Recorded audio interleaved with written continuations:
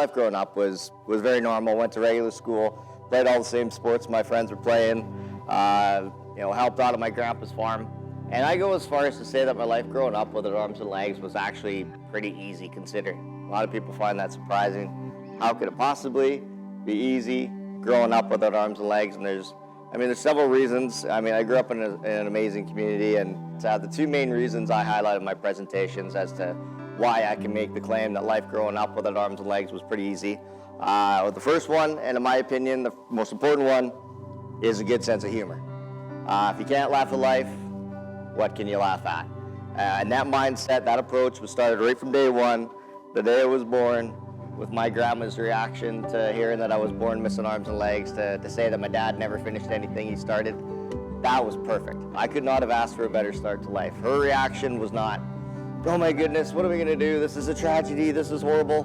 Her reaction was, all right, it is what it is, everything's gonna be fine, we're gonna figure this out, and we're gonna have some good laughs along the way. And we've done just that. My brother refers to me as his half-brother.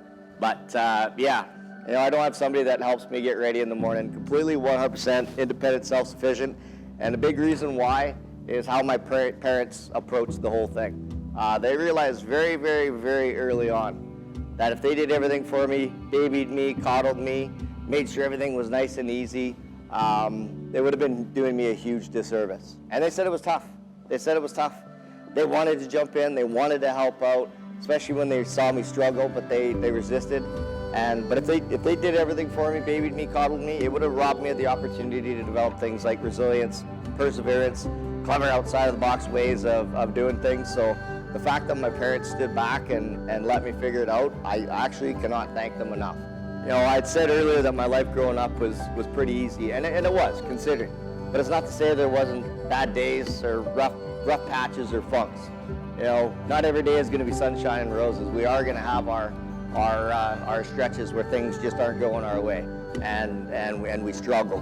And I think in those moments when we're in that funk, or we're in that rut, or things just aren't going our way, we want to blame someone or something. And a lot of time we find an easy scapegoat. That's something, it's something that we can't change, or someone that we can't change. And so if we do that, we blame something we can't change or do we have no control over. We actually don't have to look in the mirror and figure out really what we need to do to make it better. I tell people I'm way more afraid of regret than failure. Failure's not a bad thing. Making a mistake's not a bad thing. Fear has killed more dreams than failure ever will. So I love, again, it all goes back to humor and just finding the positives and being able to enjoy whatever you're doing and have as much fun as possible and laugh as much as possible.